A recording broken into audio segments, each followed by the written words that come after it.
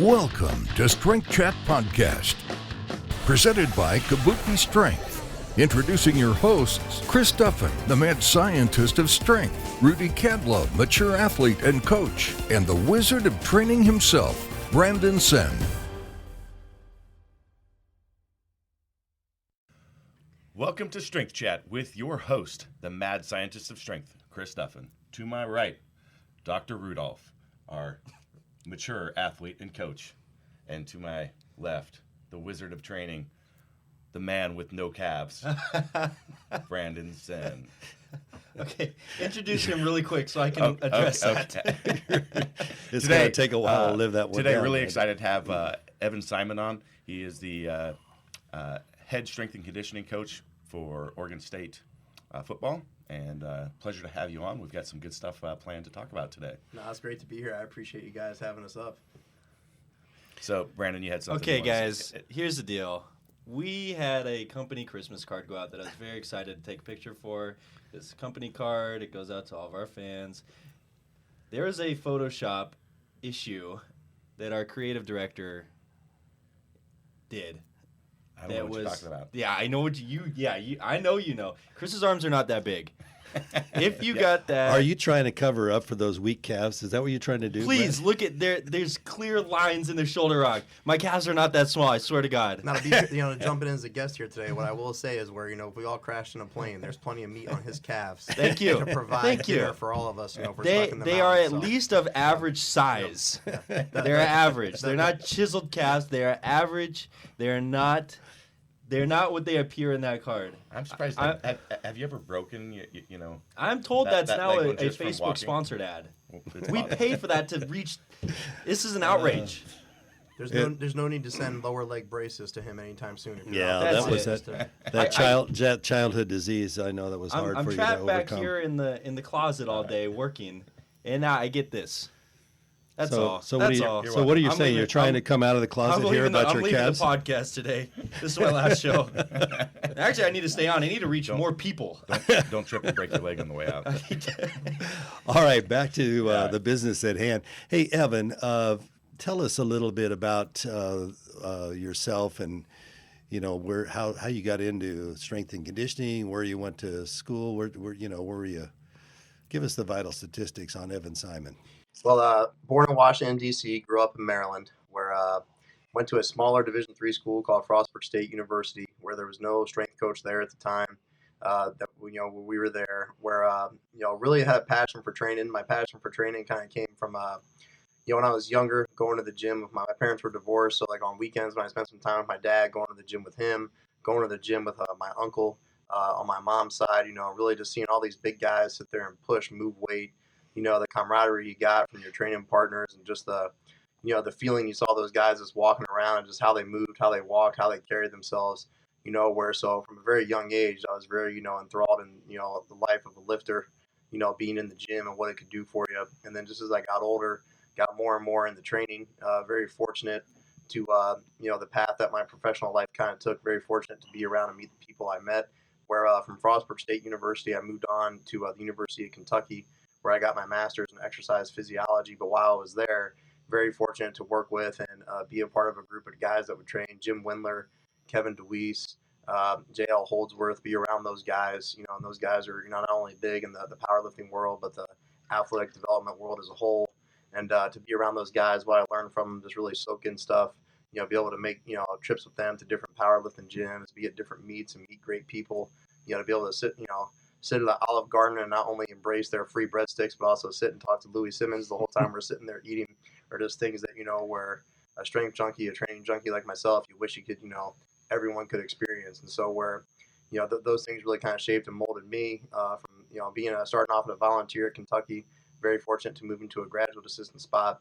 From there, I moved on. Kentucky? At Kentucky, yes. Yeah. And then from there, moved on to be the head strength coach at Davidson College. And that was a great, practical learning experience. It was my first full-time job, but also you were the strength coach for every Division I sport that they house.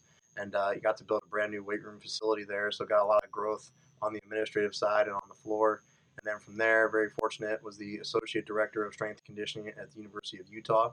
was there, for their Sugar Bowl run, which was a great experience to see and what you can take away from that. That's where you met Coach Anderson, I take it. Yep. So Coach Anderson was the defensive coordinator, our head football coach at Oregon State University now. He was the defensive coordinator at the time at University of Utah. When he moved on to be the head football coach at Utah State University, very fortunate to make the trip with him about 90 miles north in the state of Utah, up from Salt Lake to Logan, Utah, and be the director of strength and conditioning at Utah State. While I was at Utah State, worked directly with football, men's basketball, and oversaw all of our other sport teams there. From there, when Coach Anderson took the opportunity to be the head football coach at the University of Wisconsin-Madison, great opportunity for me to go there and be the director of football strength and conditioning. Was there for the 2 seasons he was there, and then very fortunate that he wanted to keep me as part of his team as he moved here to Corvallis, Oregon, to Oregon State University, and working on building a great, bringing that program back to where not only the fan base but everyone in the state wants to see it be. And it's been a great 2 years there thus far, and we're going to keep that moving forward. Yeah, you guys really tremendous what you guys have accomplished in the last couple of years. So, those of our listeners that aren't from the state of Oregon, we've got a little bit of a rivalry here in Oregon between U of O and OSU. No, it was nice to get that going again with a win this year. So yeah, and it hasn't been much of a rivalry in the past year. So, but it was great to see you guys how you performed this year. So no, where we left some stuff on the table, but it was great. All part of growth. We inherited a very young team, and it's funny that I guess you use that line, but to be fair, college athletes are always young. That's the best thing about them. But but there was a lot of inexperience on that team, and the past 2 years you've got guys to play that haven't seen the field before, and you're going to continue to grow with who you bring in and continue to develop the guys you got and build the team up, and we're have a great I'm excited for next year. Excited to see what the guys can do, and where, like you said, we're fortunate to make the Oregon State game a rivalry again by winning one this year, and it'll make next year a Civil War game even that much more exciting. Yeah, that's great. Yeah. So in your background, obviously you've been 6 or 7 different colleges and universities, and gaining experience along the way as a coach. But as a athlete, you have been a competitive powerlifter as well. Is that right? That is correct. So we're competed in powerlifting the back end of my college years, and also through graduate school as well. So you've been under the bar in a competitive situation. So our listeners like to know that too. It's got to give you a little bit of street cred, at least, too, with your players. No, it's one where, the nice part is where, now obviously, I'm sitting at a table with the guys that, bring new meaning to the word strength. But it's one of those to where, where, in the college weight rooms, no matter where I've been, I've always been able to hang with our top level guys. And, where when you get under the bar, they walk through to grab a shake or something like that, and they see you training, and they're like, holy crap, is that Coach Simon down there lifting that? And just where I think where, it's one of those to where, to be a great coach, and we were talking about this before we came on the air with this podcast, to where, to train yourself, to put yourself in pressure situations, and, to be able to respond and perform under some type of spotlight. I think that's, no matter where you get it, it's important for every coach to have that experience and be able to, show that genuinely to their athletes that they work with. Yeah, there's a lot more to just, book education. I mean, obviously, we all value that. Everyone here is pretty well educated. But you've got to walk the walk, as well at the same time, especially being in a leadership role where, people have got to know that, you value actually what you ask them to do. And you can do the same thing. Yeah, well, speaking of street cred and the kind of the holy crap moment, I know that you've gone through some serious health issues this past year. For those of our listeners that don't know, Evan contracted thyroid cancer early this year, and went through a 13-hour surgery or something crazy back in, was it February or March? Back in early March, yep. And within 6 weeks or so, he's back, forcing himself to be back out, pushing his athletes and talking about creating a inspiration. Has really worked through that incredible surgery, and I guess now you're cancer free and everything's good. But incredible story of strength and determination, which is great leadership for your players, I'm sure. No, I mean, it was where, it's one of those experiences you wish no one would have to go through, but it's one of those to where now that you've been through it, where it definitely shows you, more of who you're made of. And, hopefully, I think the biggest thing I think it shows the athletes is that, where the same values that we preach to them day in, day out, you have someone in front of them, just as was just said, you got to be able to walk the walk in the training realm. You got to be able to walk the walk with the message that you send to your athletes. athletes every day too. And it was one to where, when I found out, I was very fortunate, where to work in an athletic setting where you're surrounded by doctors and medical staff, and things moved very quickly to get me to the point where I had surgery. As you said, it was a 13-hour surgery, and they ended up taking out my thyroid, taking out the parathyroid gland, taking out 48 lymph nodes, and then taking out extra cancerous areas that were outside 2 areas in the neck and 2 areas in the upper chest. And so where 13-hour surgery, during the surgery, my blood pressure got up to 240 over 195. So they had to address that during the 13-hour process. And then also I stopped accepting air from the breathing tube. So I made it a little more difficult for them, to where they had to address that process. And then, where it was a good battle. And I think one of the biggest things that, where, I was in the hospital for a week, and then I was home for another 2 weeks. And it worked out to where, we planned the surgery to where the surgery was the last day of our winter off season.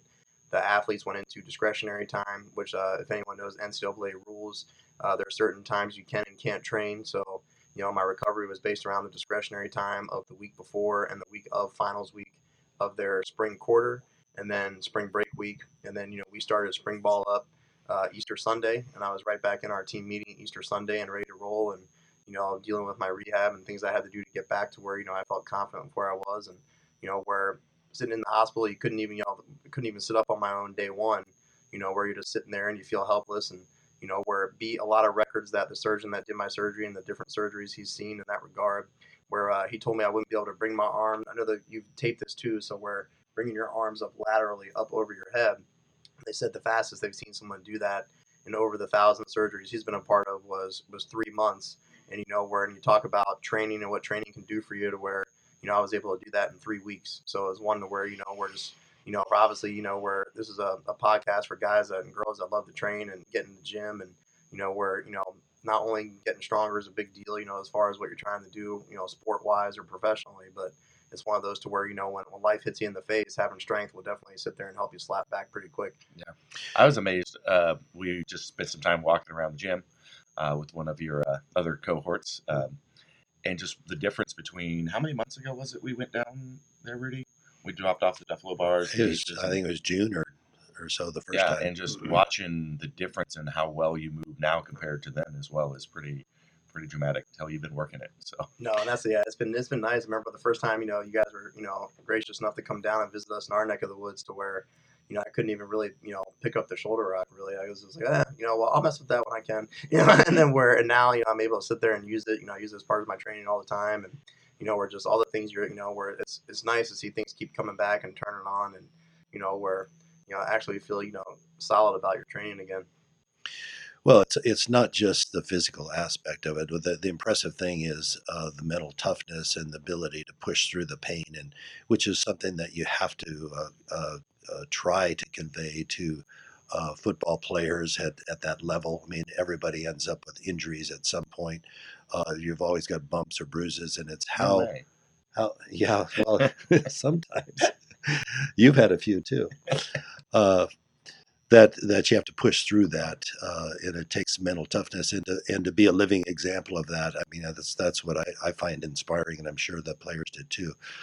So anyway, that's a great story, and thanks for sharing that with us. It might be painful to think about it again, and I know that it kind of runs in the family. You had to go through that with your spouse too, even before you had surgery. That's true. Cancer. So we're, my wife, where we met first day of college, and unbelievable person. So where our junior year of college, she got tongue and neck cancer. And so, where she had to go through surgery for that, chemo, radiation, a lot of different stuff. And, where to me, really in our household, it's just trying to keep up with her, from the standpoint of, you can't let her get ahead of you. No, yeah, it's from a standpoint of toughness and just, where what she means to our family and to me. And it's one of those to where, where, like you were saying with the athletes, really, as a strength and conditioning coach, and, the fellow strength coaches, that whether it's private sector, collegiate setting, pro setting, that are listening to this, or even just, people that, are pushing their training partner in the gym, to where, the message we send to our athletes all the time is the goal is to take you from a young man to a man, and, when we take the football field, have more men running out of our side of the tunnel than the other side. And it's one of those to where, accountability, structure, commitment, discipline, consistency, like all those things are things that, where one, myself and the rest of our staff show on a daily basis, but two, or really work to bring that out of the athletes. Because in our realm, you can't control playing time. We have a great realm that sits there and builds what the athletes can do and show off their talents and abilities. But at the same time, where it's those traits that make you a more consistent human being, that are the biggest things that are really going to show us, the biggest strides we need to take and put them in a position to have the success that, everyone wants the people they care about to have. Well, your title, strength and conditioning coach, and people think about that as a physical coaching, but I know you and your staff, and just the words you speak.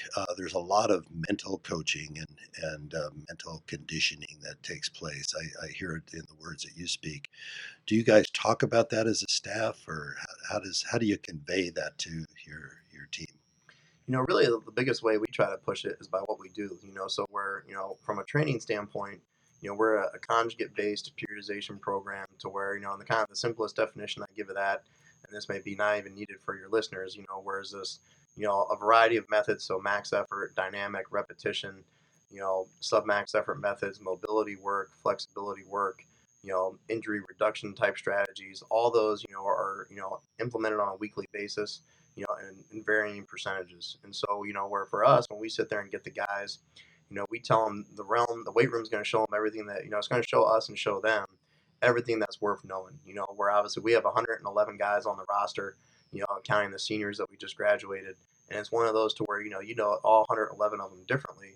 But the one thing our realm shows you is it shows you how they're going to face, when things get tough, where when you start getting tired in a workout, in a run, where it's going to show you what their heart's made of, what their head's made of, and if they're a person that, is a me person or a we person from the standpoint of pushing and caring for their teammates. And so where we do a lot of things where, we'll superset a lot of things, we'll giant set a lot of things, we'll circuit, so my definition of circuits is 4 or more exercises. We'll circuit a lot of things to sit there and put athletes in a position to see, one, we want their work capacity to go up.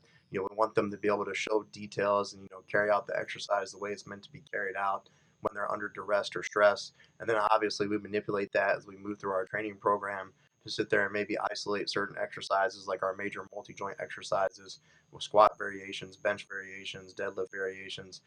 There's times where we may just superset those or do them by themselves, but it's one to where, the situations we're going to put you in as far as getting under heavy weight, pushing heavy weight when your body's ready for that, the ability to sit there and show great body language as you're pushing through a superset, giant set, or circuit. The ability as we manipulate rest to work ratios in our conditioning and tie it to developing the anaerobic system by having their work capacity ready to handle a 3-hour practice and when needed, and to be able to stay sharp throughout a whole game, which usually takes place over a 3.5-hour platform. Where we just do a wide variety of things that, are going to show you what you're working with.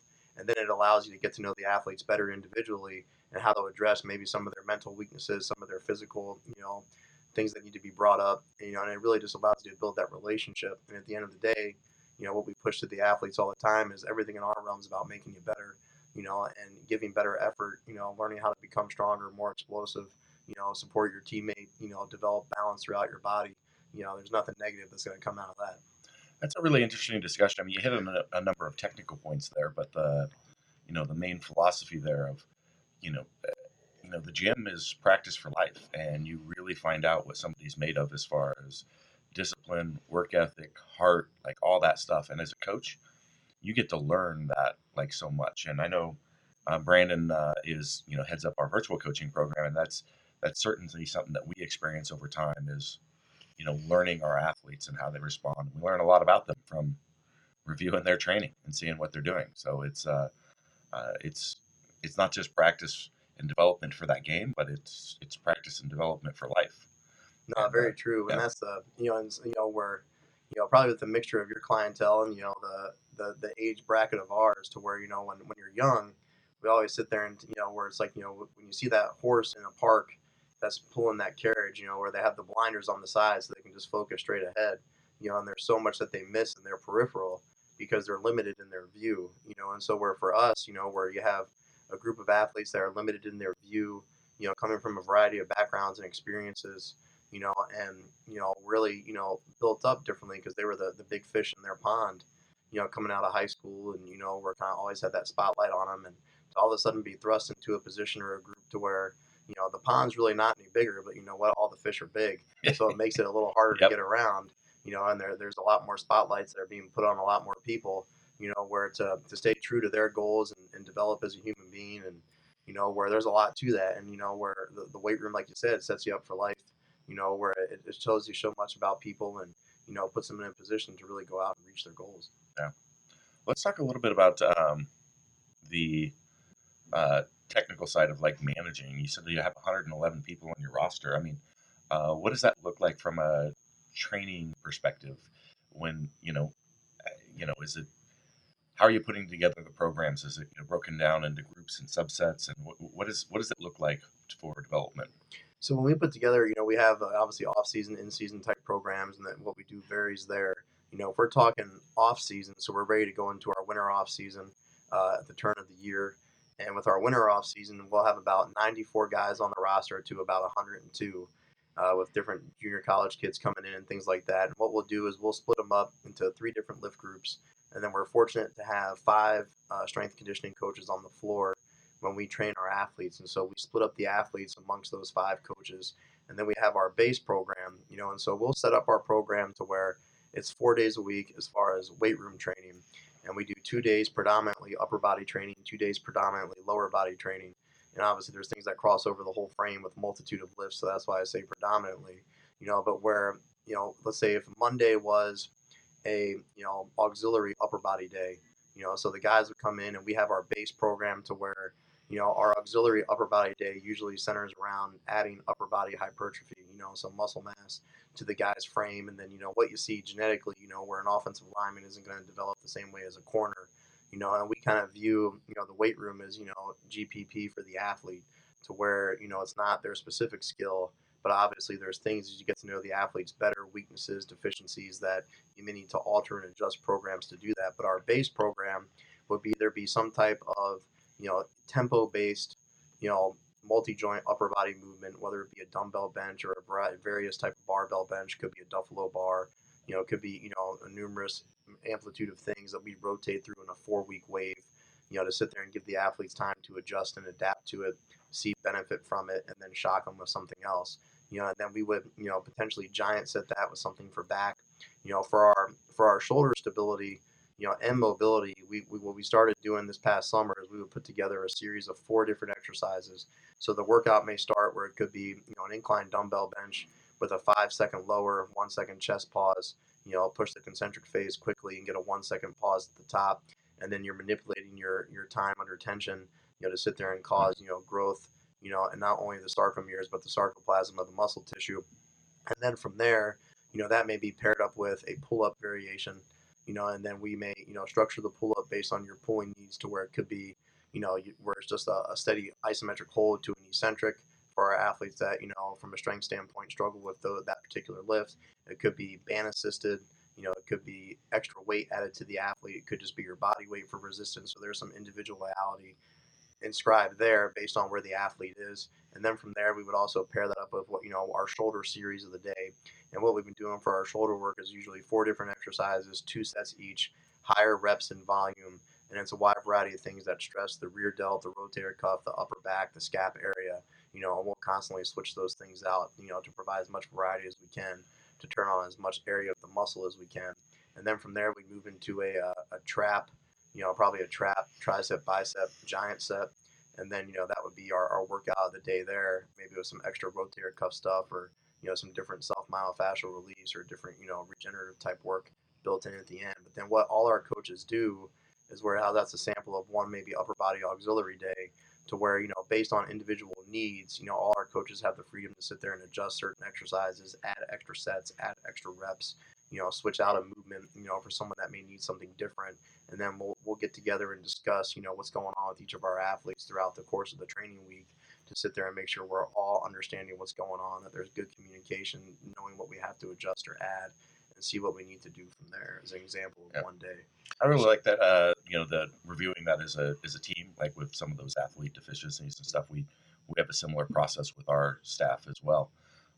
It's just so nice to get that extra set of eyes and be able to sometimes just help you in the thinking process because you can bounce back and forth. Oh yeah, that's what I'm seeing there, and this is a good choice. And and I've met a lot of your strength and conditioning staff down there already, and you've got a good team with you. So No, I definitely agree, and that's what you need. I mean, where more eyes, the better. We're like, and sometimes we're speaking to your audience here to where when I was younger in the profession, where you felt like you had to do everything yourself. Or you And think you should have, you need to be the guy with all the yeah, answers. and to be fair, where you become a better coach and and you become a better staff and a better group, and you serve more people better, by putting great people around you, listening when it's time to listen, where and that's the biggest thing to where like a group of people working together only benefits more people, and that there's something to be said to that. So you talked about your base program with some adjustments for individuals that may need something more or less. Do you have any specificity by position at all that were, say, a receiver, wide receiver, or corner might have a different set of training uh, programs than an offensive or defensive lineman? Really a lot of that comes on the conditioning side for us. So we'll have, as we get closer and closer to the season and our off season builds up, we'll have position specific agility work and speed work that we tie to the different position groups. And then as we get to in the weight room, of certain positions, we may do more, single leg variation type stuff on the auxiliary side with some of your skilled guys, where you may put, your bigger guys back under, a various different type of barbell lift, working, bilaterally what you're doing. So I mean, where there's a little bit of variation in the weight room, where we may make our biggest variations in the weight room more to individual needs of what we're seeing, but where the biggest difference comes, how we handle the guys from a volume standpoint in conditioning, from a drill standpoint in their conditioning, and how we prep them there. What about data collection and the use of the data? From a data standpoint, where what's been real helpful to us, really a little bit over the past year now, has been the Catapult GPS system has been a good data point for us, serving from a standpoint of, really taking the guesswork out, or, and making it more exact as far as what your athletes are experiencing in practice. We have units on guys of every position. We don't have them on the whole team, but that really gives you a gauge of what the stress they're going through, positionally, the stress they're going through from overall practice or game. And then it allows you in some of that position specific conditioning work to really try to focus on the stressors they're going to see and the way they're going to see them on the field. As far as in the weight room, we'll track vertical jumps, broad jumps, bench press. We'll track various squat progressions. We'll track various other plyometric exercises of box jumps and different things. Then we'll progress those over time, or we'll use those as markers to maybe judge fatigue. We'll use those as markers to judge a heightened state of training, as we're going through stuff with guys there as well. So you briefly touched on this, but the demands of training obviously change as the season nears and as you're in season. So what does it look like from the off season all the way to the end of the season from a training standpoint, like a high level view of what's important for you in the off season to develop your athletes, what's important as the season nears, and really what's important during the season for you as a coach? So how I kind of touched on, we're in the off season, we're a conjugate system, but you could really say it fluctuates between conjugate and block.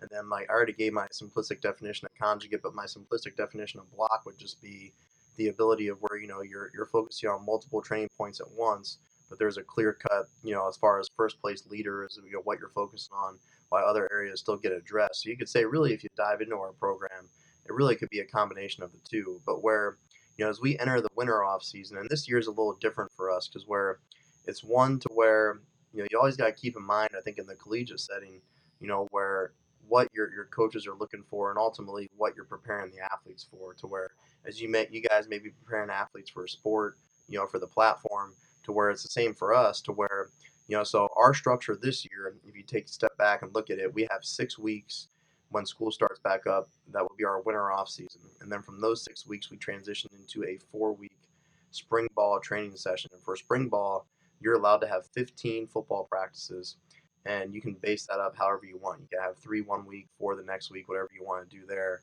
And then we'll train twice a week through spring ball in the weight room. After spring ball is done, they get 3 weeks of discretionary time as the winter quarter ends, and we move into spring break. And then we come back from spring break, and we'll have 8 training weeks over 9 weeks, of which we call summer phase 1. And then when summer phase 1 ends, they have 3 weeks of discretionary time again, as we finish up the spring quarter and move into a week option of either an accelerated summer school course or they can go home for a week. Then we come back for 5 weeks for summer phase 2.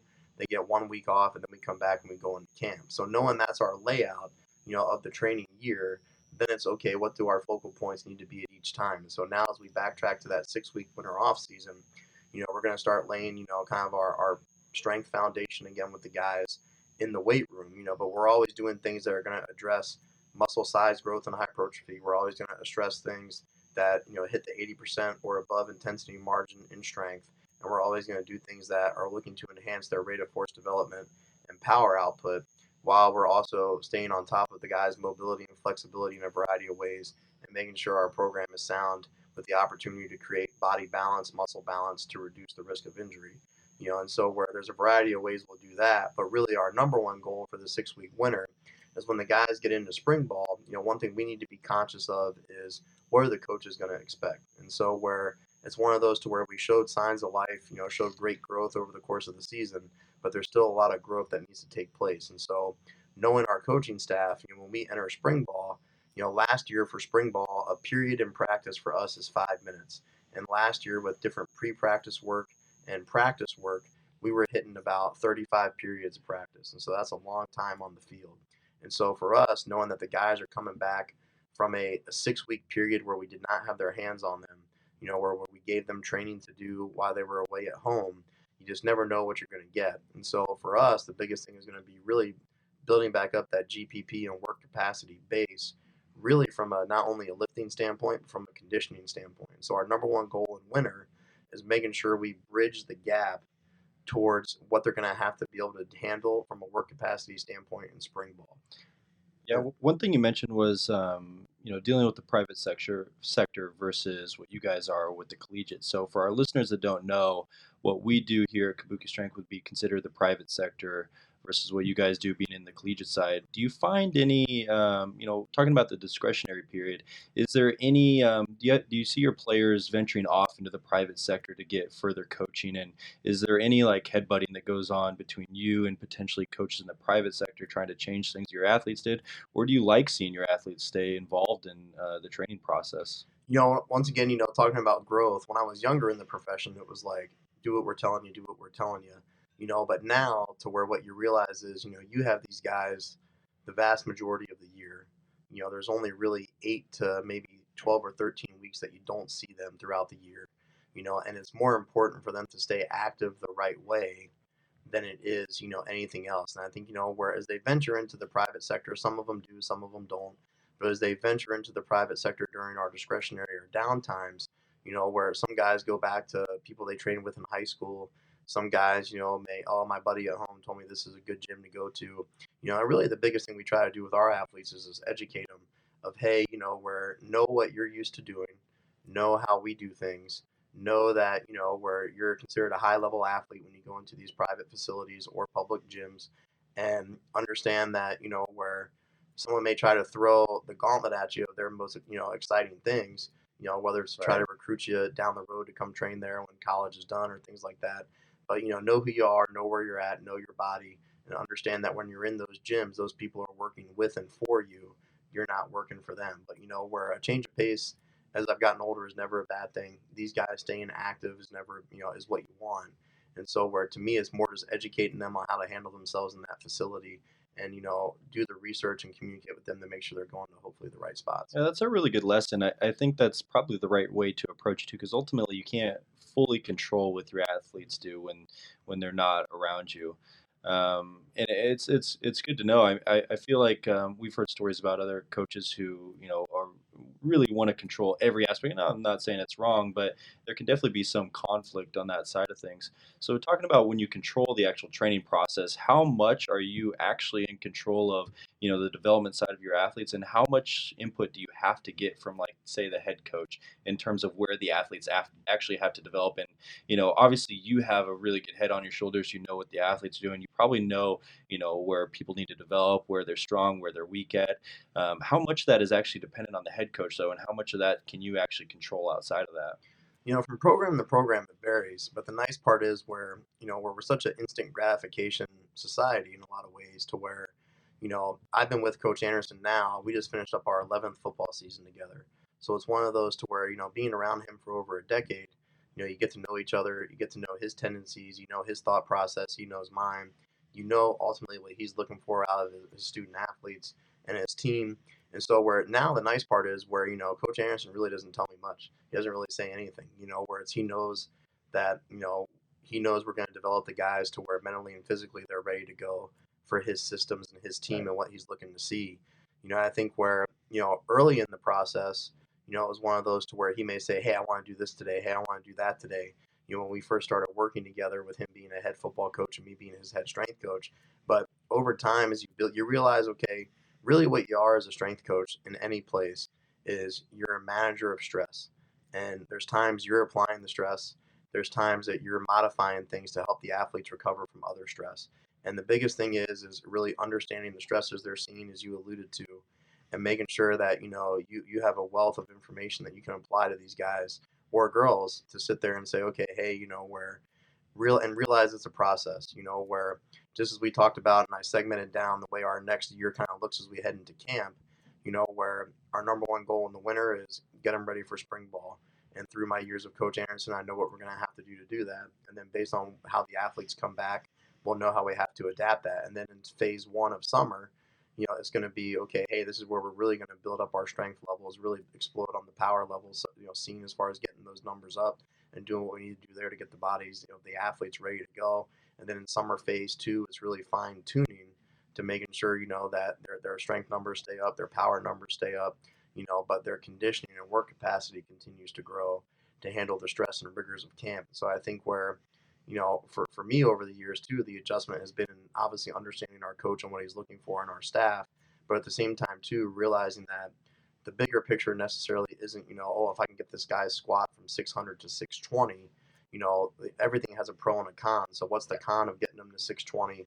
What's the pro of keeping them at 6 and working on other deficiencies? It's, putting them in the best position to be successful for what the main task is. That's huge. There's such good points you made there. And I think you had a comment about, your role being the manager of stress is like, if some people could just really get that. Because taking somebody from a 600 to a 620 squat doesn't mean it's going to translate to anything on the field. But in that process, you might do something that really hinders them on the field. Very true. But maybe you don't. Like I said, it's all dependent on a number of factors. And I just find both ends of the spectrum, there's big kind of misses sometimes. And it sounds like you're in a great position with the relationship that you have with Coach Anderson. So that's great. But I know, like, I've seen some videos of, like, on YouTube of, strength and conditioning coaches and what they're doing with their athletes. And I watch a video and I'm like, how do you even have your job right now? Like, I and then at the other time, like, I think we first met you at the CSCA conference and you weren't there, Brandon. But, that was a big frustration of a lot of the strength and conditioning folks that swung through our booth, was they really liked the principles and stuff that we're doing and things of that nature. But they're working with, a head coach of, that's, been out there and really ingrained in a certain methodology from like 40 years ago.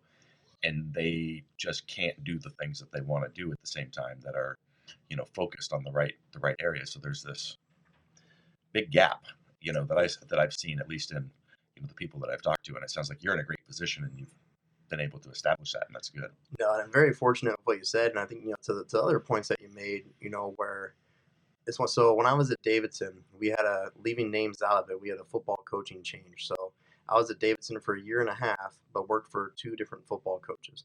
And when the second football coach came in, and it was our first meeting together, we sat down and, he said to me, hey, Evan, and he's someone that worked at Davidson in the past. And he's like, hey, Evan, like, do we still have like that red rack? And I was like, red rack? And he was like, yeah, like this rack where you can do like pull-ups, push-ups, dips. And I was like, oh, yeah, it's all rusted. It's out behind the back of the facility. And he's like, oh, well, here's what I want to do with the guys. He's like, I want to, fix that one. I want to get a couple more of them made. And I want the guys every day to do push-ups, pull-ups, and dips and run a mile. And so like we're thanks for your advice. Feedback we got at the Thanks for your advice. That's what some of the strict coaches were dealing with. But it's one of those to where, where so like, I heard that and like I took it in and, where it was our first meeting, I shook his hand and walked out of the office. And the first thing I did when I walked out of the office was look at his secretary, who her desk was right outside his office. And I said, you need to schedule me another meeting for tomorrow. And so it was one of those to where, I showed him the respect of, finished our first initial meeting. And what I did was I went back to my office and I put, a packet of information together, and I went back into his office the next day at our scheduled time. And I said, Coach, where push-ups, pull-ups, and dips are phenomenal exercises. I said, running a mile has its place. I said, but, here's, my, principles of training. Here's our approach to training. Here's what we're looking to do. And, I think this would, serve great dividends to your guys. And if you're willing to give it the opportunity, if it doesn't work, we'll do it your way, and so obviously I was very fortunate where he said yes, it worked, and, life went on, and it went from there. But it's one to where I think, once again, too, as we talked about, it's an instant gratification society to where, time, things take time and trust. And to be fair, where a coach may, this may, some listeners may shun me for this, but a coach may tell you what to do, but they're not in there necessarily watching you. And it's one of those to where, like, they may ask you for, hey, I want to do this, this, and this. Well, they're not necessarily telling you how to train the guys. They're just telling you things they're looking for. So as far as you being able to implement what you want to implement, and maybe it serves to an endpoint that they're looking for, it's still you creating the path and laying the process to get there. And then as you show them some of the things that they're looking to see in a way you saw fit to initiate it and implement it, then all of a sudden that trust is formed. And, if they wanted 10 things from you year one, year two, they want 6. And then year 3, it's whatever you want to do. And it's just a process of, staying true to your principles and values, but communicating with the coaches, but also knowing how to sit there and structure it to where you're getting what you want out of the process as well. Yeah, that's such a good lesson for younger strength coaches as well. So while we're kind of on this beat, you've been all over the place. You mentioned you're in Kentucky and now you're in Oregon. You've been everywhere. Is that the typical like career path for a strength coach? Is it to bounce around until you really find your place? Is it, to build a relationship with that head coach, or what does the generalized career path look like for a S&C coach? It depends, what kind of direction you want to go, where if you're working at potentially the 1AA, Division II, Division III, or NAIA level, or junior college level, you may be able to settle in really well at one location to where your job necessarily doesn't depend on a sport coach or a premier sport coach at certain universities or colleges. But, where for me, it was one of those to where, I never necessarily planned on having this many stops. Of course. Where, looking for financial growth and stability for your family, you kind of move up the ladder. Different universities and colleges have the ability to pay different salaries. And where, when I was an assistant at the University of Utah, it was one where I knew I wanted to be a head strength coach. But for me, or go back to being a head strength coach. But for me, it was more about being in a place where my family and I could grow and be happy, and have the opportunity to continue to take care of ourselves. And so it just so happened that Coach Aronson was the defensive coordinator there, and the path that he followed, my family and I felt it was, as long as he wanted us with him, it was a great path to be on, and it allowed us to see some great universities, be a part of some special things, but that's not necessarily the path for everybody. But where if you're thinking you want to work, high level Division I college football, where usually it's, you get involved in a system with a sport coach or a strength coach, and, your path may follow the other as you climb the ladder. Yeah. One thing, just to branch off of a little bit said there, but trying new things and, making your own path, something pretty new. I know a number of other college teams are getting into the tempering and stuff, but I love your stories talking about your athletes and how much they love it. And I was just wondering, can you tell us a little bit more about the acceptance and what you see amongst maybe other people in the field when they see what you guys are doing? But you guys are using the pain pills, the boom sticks, the geishas, all that stuff. And tell us a little bit about that. Well, those things have been great for us. I mean, ever since you guys brought those down and, introduced them to us, I mean, it's been a game changer in our program from the standpoint of being able to provide another high quality way to help regenerate and take care of your athletes and have them ready for activity.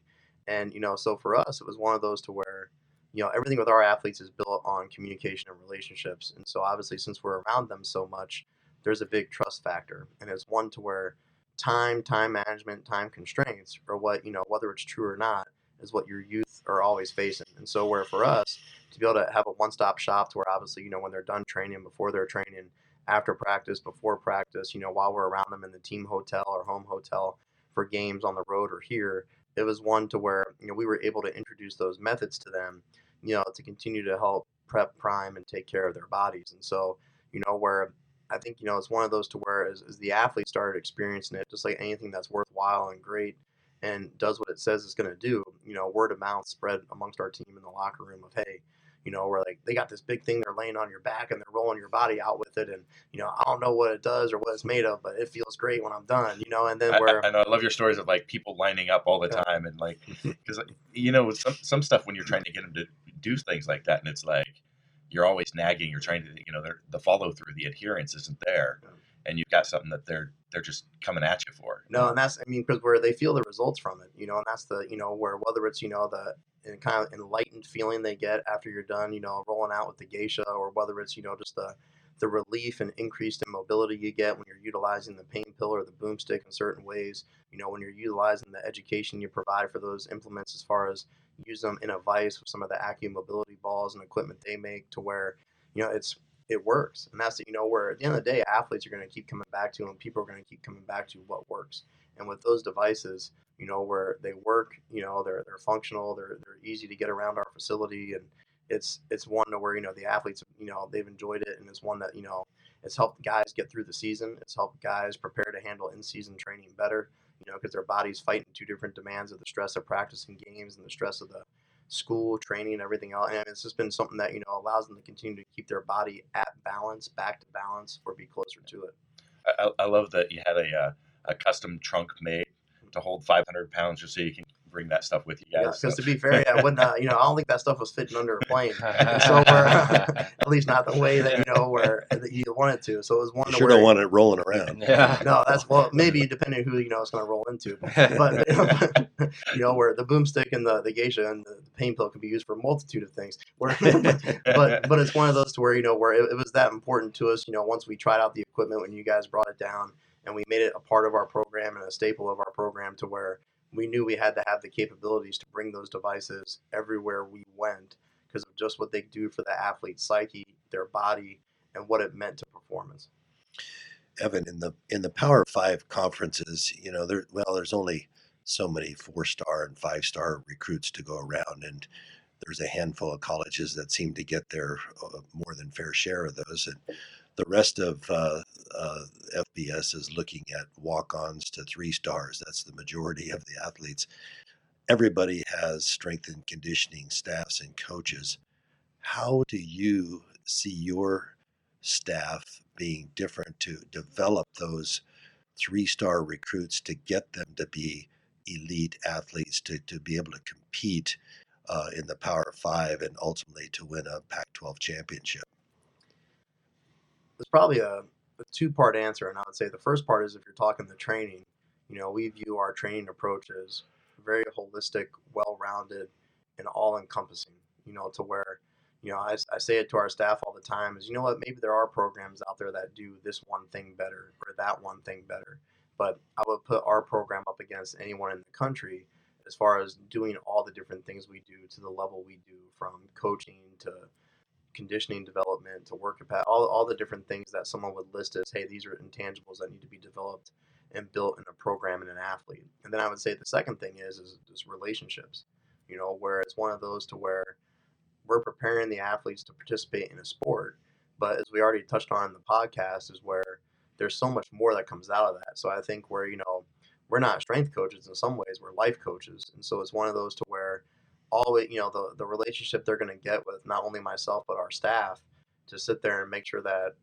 they have the opportunities to grow as a man in our program is, I think that's another intangible too, is where, where no matter how many stars they have by their name or don't have by their name when they come in, where there's one goal that we're looking to do when they're in our realm, which is develop them from head to toe, front to back, inside and out. And that's, so the relationship component of it and just the holistic approach to training, focusing on all areas, I think is what makes our program unique and allows our athletes to develop. And it's making sure that you're presenting yourself and your program in a way to where they want no other option but to buy in to what you're doing. And what you're talking about is really what we do with our clientele as well. We when we sit down with our initial Skype call with our athletes, we talk through communication and how important it is for us to be on the same page at all times. That's similar to what you're saying.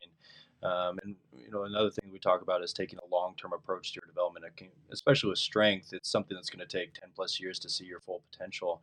In the collegiate side of things, and working with some of the best athletes in the nation, what do you feel your role is? In terms of maybe 50-50 in terms of developing them physically, getting them prepared for a game day, getting them prepared for potentially moving on past college football, potentially to the NFL, versus developing those athletes who you probably have an idea that aren't going to make it there. They're going to be key role players in your team, whether it's maybe on the second roster. But what do you feel your role is to develop those players, maybe for the future? Because you probably have an idea of the ones that are going to have a shot at, the ones that aren't. What role do you see yourself in terms of developing those other players versus the ones you do physically versus more for their long term and the rest of their life? I think we're the ones that, maybe aren't going to have a shot to continue to play down the road or make sports a career, at least for some segment of time. Really the nice part is in our system, it's really one and the same, because really what you're doing with all of them is you're making them an informed consumer, where you're exposing them to a wide variety of training methods and modalities. You're, taking a holistic approach to their overall development. And it's one to where, as we already touched on in the podcast, to where, you're going to see what they're made of when they walk in the door. You're going to see what buttons or intangibles you have to develop or push.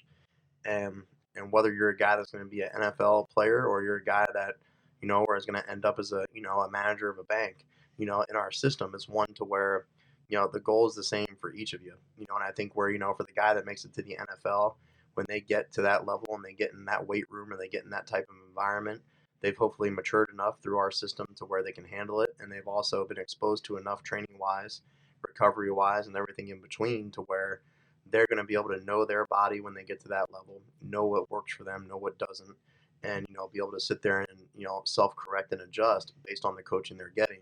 And then for the person that ends up as that manager of a bank, where they developed a certain set of skills as well that allows them to handle that job to the best of their ability, and still go out and take care of their body, to be more focused and be at a better place, in their head and in their heart to where what they're doing on a daily basis. Right.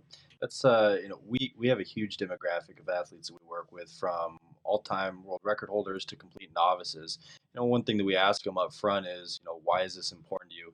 And that drives a lot of, we ask, why is it important? What are your long-term goals? Why are those goals important to you?